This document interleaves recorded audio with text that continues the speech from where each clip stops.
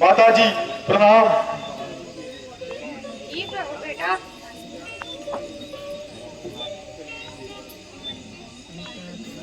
माता जी प्रणाम। चिरंजीव रहो बेटा।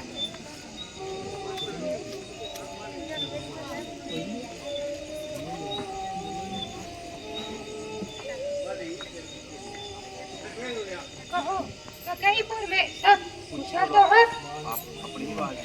हाँ माता, ननिहाल में तो सब कुशल मंगल है, परंतु भैया नहीं दिखाई दे रहे, पिताश्री नहीं दिखाई दे रहे। बताओ ना माँ, कहाँ है पिताश्री? कहो दूर से आए हो, थोड़ा विश्राम कर लो, जल पान कर लो, फिर तुम्हें सब हाल मालूम पड़ जाएगा।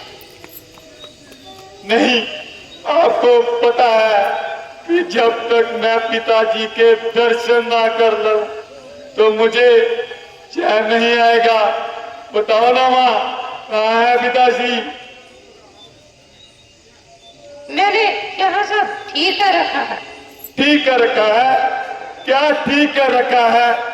दूध पिलाने आया तो सिवाय इसके जल्दी बुलाया है और कुछ भी तो नहीं बतलाया, और अब आप है कुछ भी नहीं बता रही।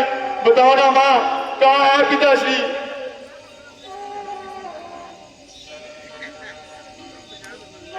सही समय पर मंत्रा दासी ने मुझे ठीक किया, वरना सारा कार्य भी बिगड़ जाता। हाथ मलने के सिवाय कुछ ना आता। फिर वही मेरी बातों का सही सही उत्तर क्यों नहीं देती? बताओ ना माँ, कहाँ है पिताश्री? क्या तो रही हूँ, मैंने यह सब ठीक कर रखा, परंतु महाराज ने प्राण त्याग दिए। नहीं नहीं, पिताश्री, पिताश्री, भगवान,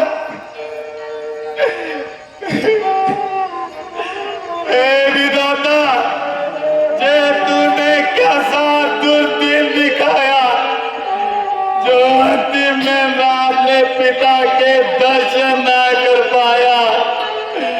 अब जगत में कौन करेगा शुभमता मेरी? कब्र खोल लेगा आपके पीछे पिता मेरी, आपके पीछे पिता मेरी।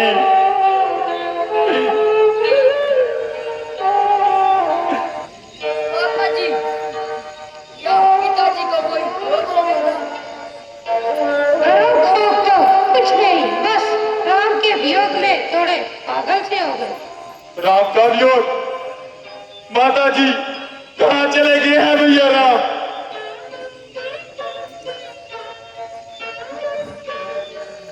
दरअसल बात यह है कि महाराज पर मेरे दो कोल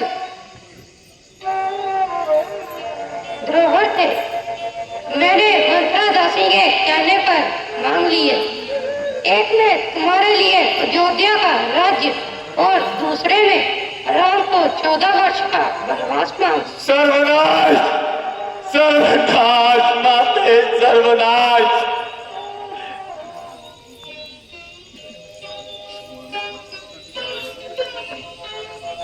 भाई राम अकेले ही वन में चले गए, किसी ने उन्हें रोका नहीं?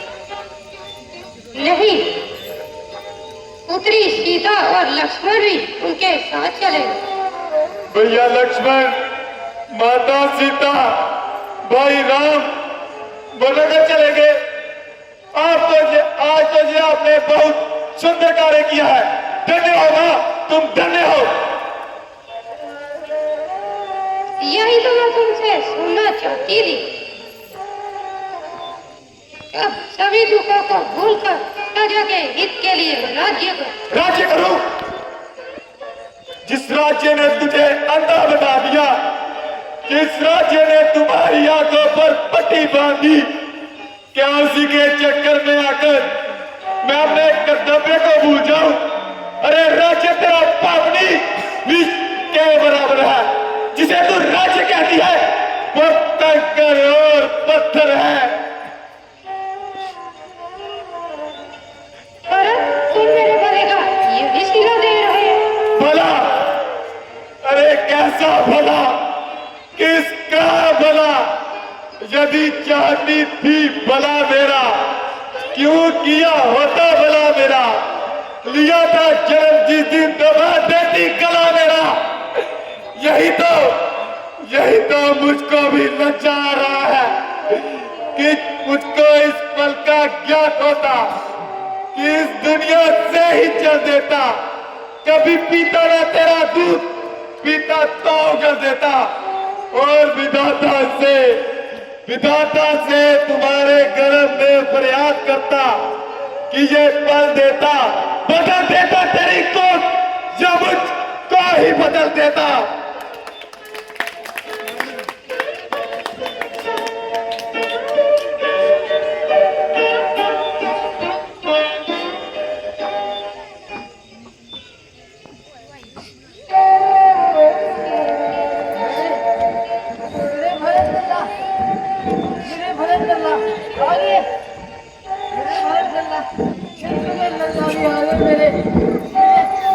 महारानी, महारानी, देखो, देखो, मेरे भाई चल्ला आ गए, मेरे शत्रु का चल्ला भी आ गए। हे दुश्मन, तूने ही ये सारी माया रचाई है, तूने ही भैया राम को वनों में पहुंचाया है। हे दासी जो हिटे जली, जो हमें जलाने आई है, जोधा का जोधा दी बुझो, आग लगाने आई है।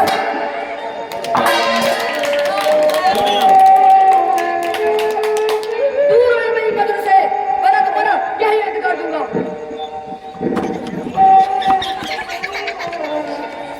नहीं शत्रुघ्न, नहीं, स्त्री पर हाथ उठाना उचित नहीं। हुआ है जो कुछ भी आज ये विधाता ने बतलाया है, इसमें ना कुछ दोष माता का, ना उस दासी का बनाया है, परंतु माँ अपने हृदय को कठोर करके तो सोचती कैसे कैसे वो भूख मारी सीता वनों में टहल रही होगी। सिर पर वर्षा कड़ी धूप कैसे अपने सह रही होगी। तपते हुए बालू पर चल अत्यंत विदित हो रही होगी। रजनी के सूखे पत्तों पर जा कांटों पर सो रही होगी। वनों में भैया राम संभाई सब गुणों का ज्ञाता हो, घर में कुबड़ी जैसी दासी और टकई जैसी माता हो। हुआ है जो कुछ भी आज जे सिर पर जे दुखी वज्र गिरा, छोड़े हैं प्राण पिताजी ने, यही दिन देखने को लिया जन्म मुझ जैसे दुर्भागी ने।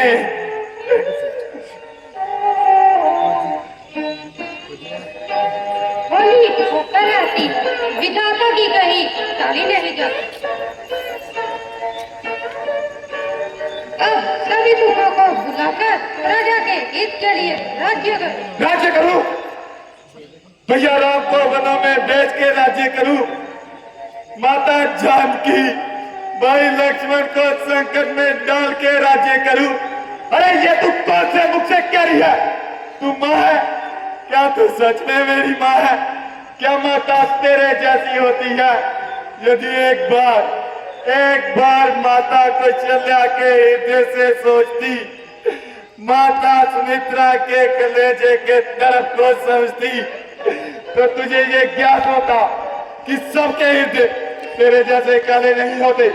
तूने अपनी सत्ता का गला घोटा है, अपने इस बात को लात मारी है, अपनी आत्मा के साथ घात किया है। याद रख यदि तूने अपना कपट व्यवहार नहीं छोड़ा तो ये राम भक्त भी राम भक्ति कथा भी नहीं छोड़ेगा।